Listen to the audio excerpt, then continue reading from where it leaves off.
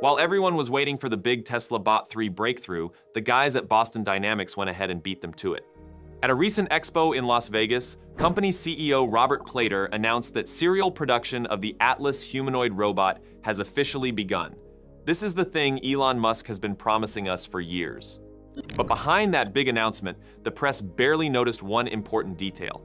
The production volume for 2026 is not just planned, it is already sold out. How did that happen? What is the secret behind this robot? Why is there a line out the door for a machine that costs 10 times more than Optimus? Who are all these buyers? And the biggest question, why did tech giant Google and investment empire SoftBank both spectacularly fail to monetize Boston Dynamics, while an ordinary car manufacturer pulled it off in just a couple of years? So what is actually going on with robots right now? Tesla Optimus has been making promises year after year. Figure AI keeps putting out beautifully rehearsed demos shot under perfect lab conditions. Unitree makes robots for $20,000, but they are basically remote-controlled toys that can wave their legs around but cannot actually do work. Boston Dynamics is a completely different story. This is not some startup that raised around and put together nice renders. This is 30-plus years of engineering obsession, 4 changes of ownership, 2 governments, and 1 nuclear disaster that kicked the whole thing off. Hold on, nuclear disaster? Yeah, that one. March 11th, 2011. A magnitude 9.0 earthquake triggers a tsunami. A massive 50-foot wave hits the Fukushima Daiichi power plant. The aftermath is devastating.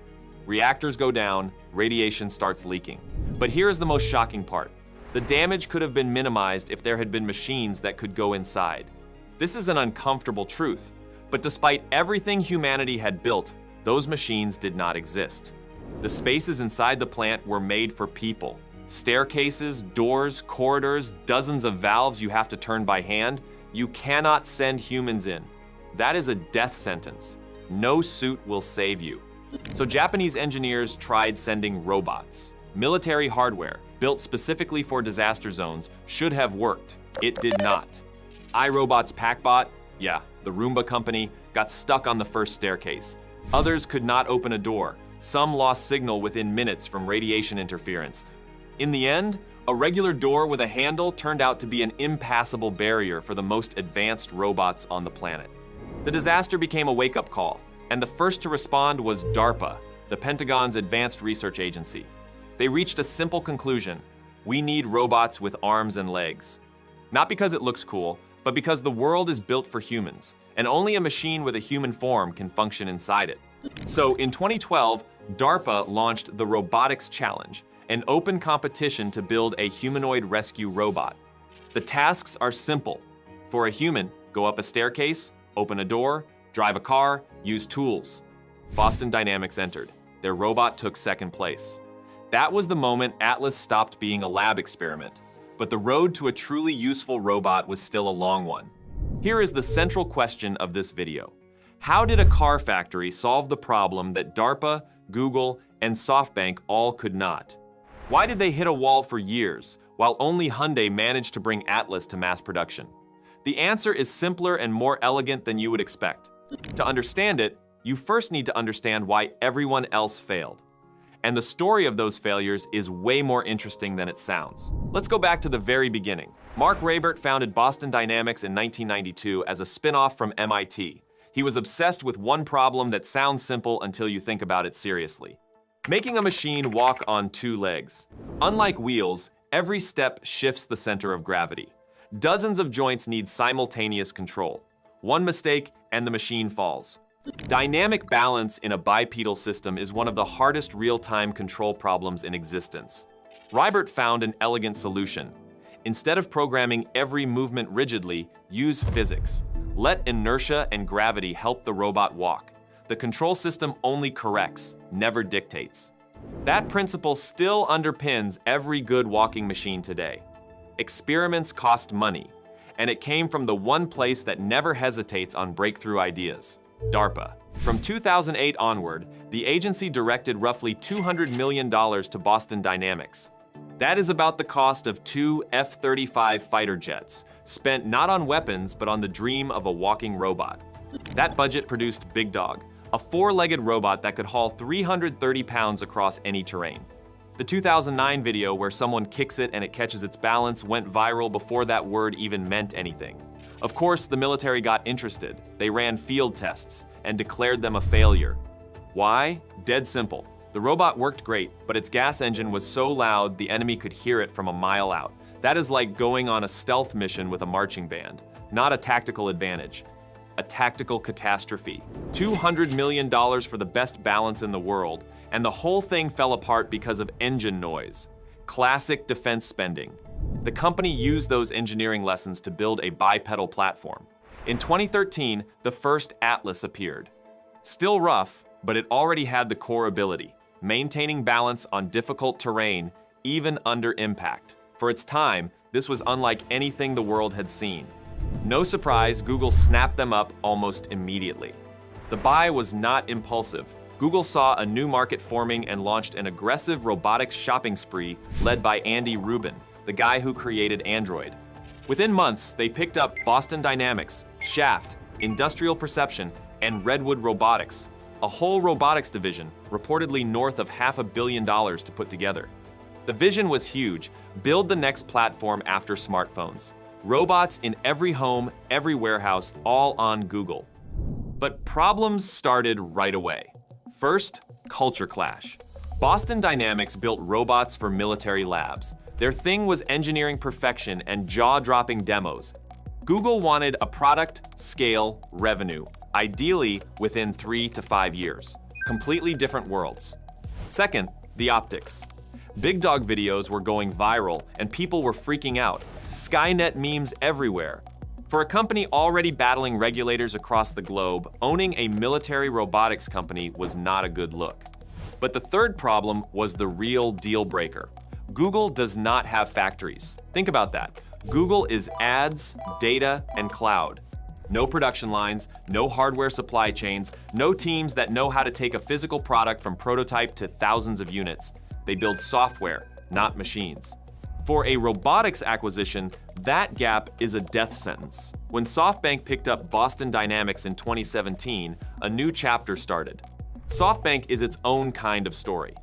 Masayoshi Son raised $100 billion for his Vision Fund, the biggest tech fund ever. The play: bet on companies that will own entire markets for the next 30 years. Uber, WeWork, Arm, DoorDash. SoftBank went all in across the board, and Boston Dynamics fit the narrative about intelligent machines perfectly. But SoftBank had the same problem as Google, only sharper. It is a financial investor. The biggest, the richest, but still just an investor, not a manufacturer. They know how to write checks and wait for returns, not how to run a factory floor. To their credit, SoftBank pushed Boston Dynamics toward a real product, and that pressure gave us Spot, a compact four-legged robot that you could actually buy. By 2020, Spot was shipping at $75,000 a pop, but Atlas was still stuck as a research platform. The hydraulic version ran $1 to $2 million per unit and needed a full-time engineering crew just to keep it running. That is not a business. That is a hobby for governments and universities. In 2021, SoftBank threw in the towel and sold its controlling stake to Hyundai Motor Group for $880 million. Now, stop and think about that for a second.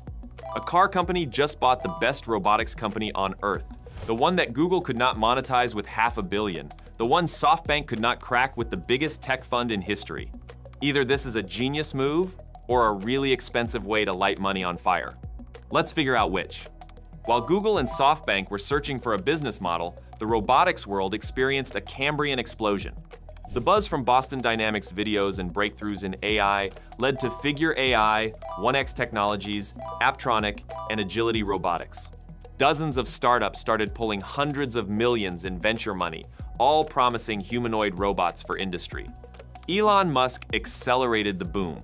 When people started saying Atlas was only good for tricks, he stepped on stage and declared Tesla would build a robot at the price of a car. From that moment, every automaker started paying attention. Mercedes took a stake in Apptronic. BMW began testing Figure robots. Toyota deployed Agility humanoids.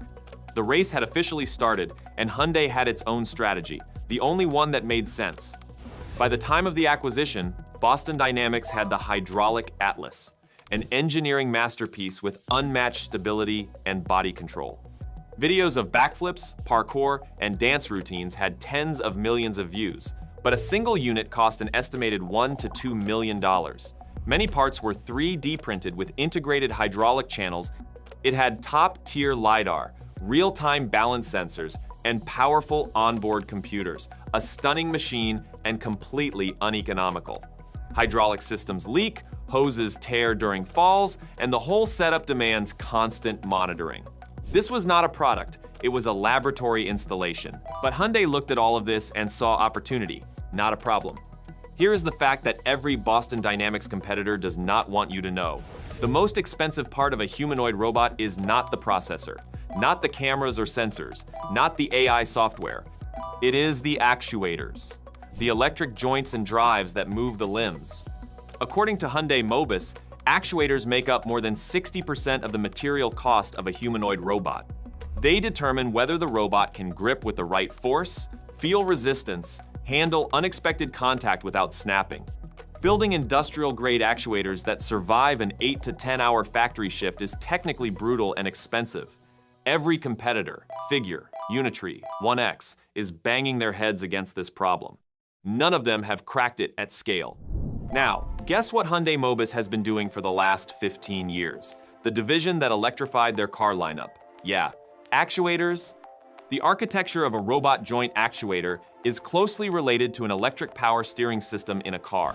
Same core setup, electric motor, gearbox, sensors, controller, and Hyundai Mobis cranks out electric power steering systems in massive volumes through global supply chains with automotive-grade quality. They did not invent a new actuator. They took what they already make by the millions and adapted it for a robot. That is the moment everything clicked. Google failed because no factories. SoftBank failed because no manufacturing. Hyundai made it work because the part they needed was already sitting on a shelf. Nobody thought to use it before. Now let's look at the product that came out of this. The new Atlas was not designed to copy the human body. Why limit a machine to what our bodies can do or give it thin, fragile fingers? Instead, the engineers created a robot that fits into human spaces but exceeds human capabilities. The result is a machine standing about 1.9 meters tall, weighing 90 kilograms, with a working reach of 2.3 meters. The new Atlas has 56 degrees of freedom. For comparison, the simplified human skeleton has roughly 40 to 50. But Atlas has a unique superpower. Several of its joints can rotate a full 360 degrees. It does not need to turn its whole body around. It can simply rotate its torso or wrist. When you see that in action, you start wondering if we are really the top of the food chain. Lifting capacity is 50 kilograms peak and 30 kilograms for sustained repetitive operations. The robot has tactile sensors in its fingers and cameras in its palms, in addition to 360-degree vision from its head. It constantly monitors the environment. If a person enters a certain radius, the robot stops and waits until they pass. It carries IP67 protection, the same standard as a flagship smartphone. Except for Atlas, that means a burst pipe on the factory floor or a dust storm at a construction site will not stop it. It can handle a direct blast from a water hose during cleanup. Operating temperature range runs from -20 to +40 degrees Celsius. And the operating time? Essentially unlimited. One battery lasts about 4 hours, but the robot swaps it on its own in under 3 minutes and heads right back to work, all without human involvement. Boston Dynamics has not disclosed an official service lifespan, but the construction uses Hyundai Mobis components built to the same reliability standards as automotive parts. That means a minimum of 10 years with proper maintenance. And although the estimated price sits between $130,000 and $200,000, when you factor in round-the-clock operation, the economics change completely.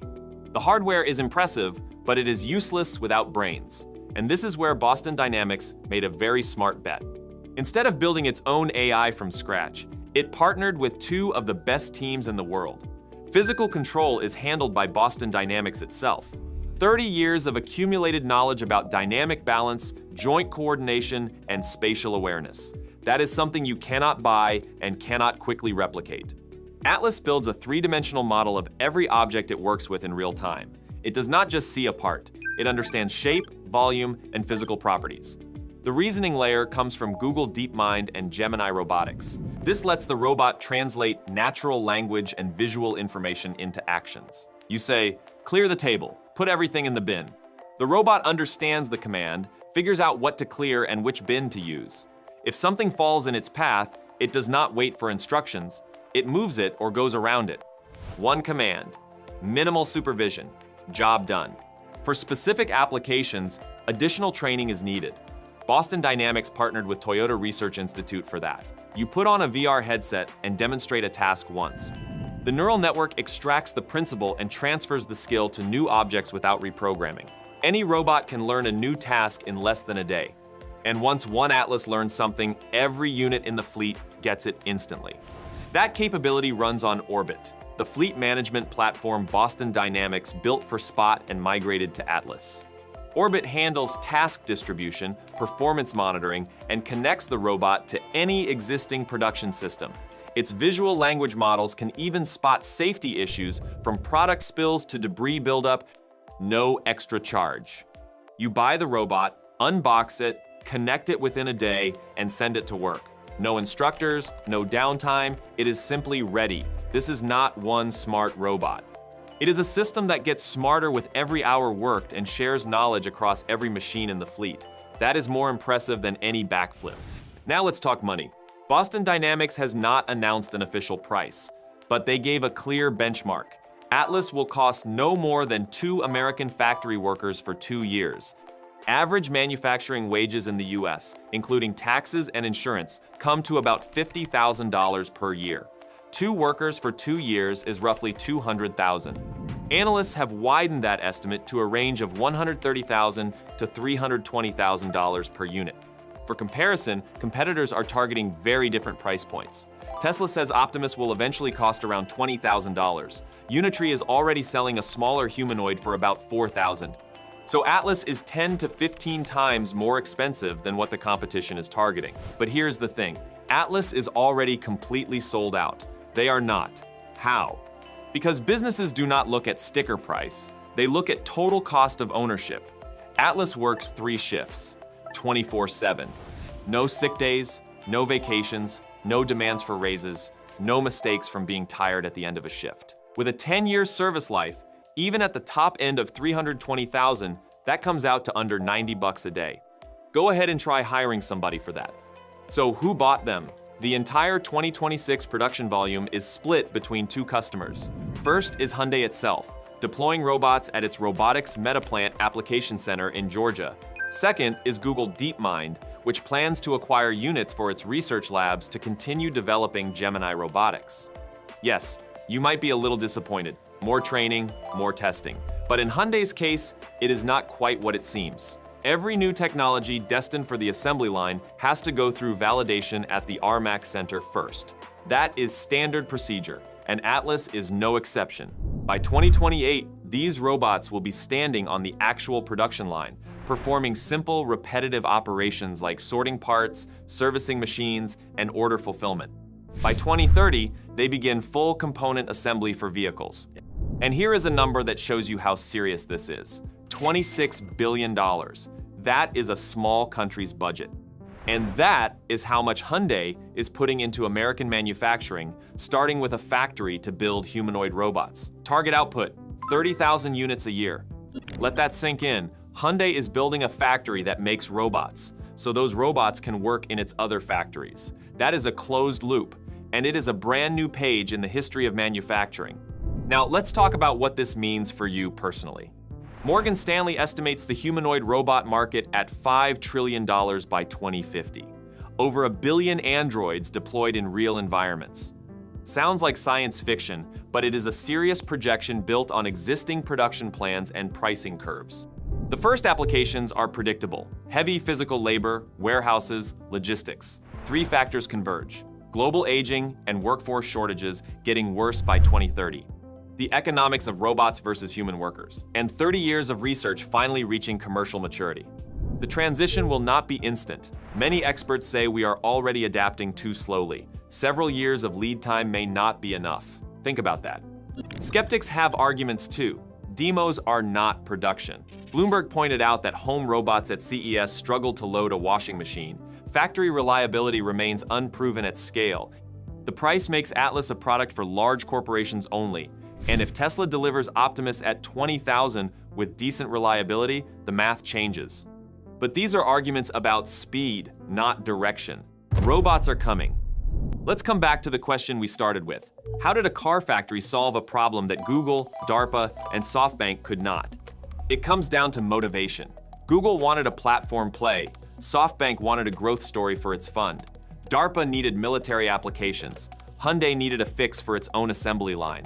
That is the only reason a 30-year research project finally became an industrial product. Not because Hyundai is smarter, because they had a real pain point, a real factory, and the right part already on the shelf. The Atlas story is not just engineering history. It is proof that even the most brilliant technology goes nowhere without the right context and the right production base. Right now, we are stepping into an era where robots stop being viral video stars and start showing up for work. While some people argue about the timeline, others are building the factories of tomorrow. 10 years from now, we might look back at 2026 as the year it all started. Are you ready for that? Because while you are thinking about it, the future is already rolling off the line. Also, here is a question for the comments. Who wins this race by 2030? Hyundai with 30,000 Atlas units a year, or Tesla Optimus at 20 grand a piece? We genuinely want to see that split. Thanks for watching, and I will catch you in the next one.